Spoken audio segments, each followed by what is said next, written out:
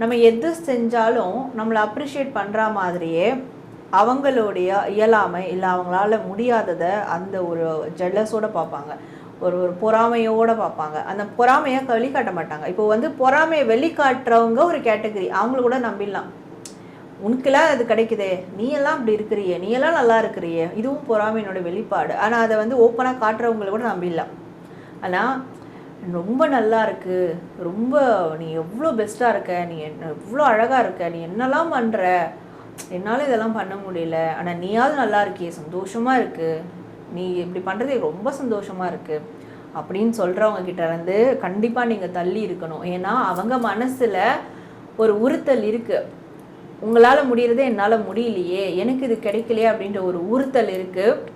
அது ஆரம்பத்தில் உங்களுக்கு அப்ரிஷியேஷன் மாதிரி இருக்கும். அது போக போக போக போக அவங்க உங்கள் மேலே இருக்கக்கூடிய, அவங்களுக்கு உங்கள் மேலே இருக்கக்கூடிய வெஞ்சன்ஸ் உங்களுக்கு வெளியே வரும்போது அதை உங்களால் டாலரேட் பண்ணிக்க முடியாது.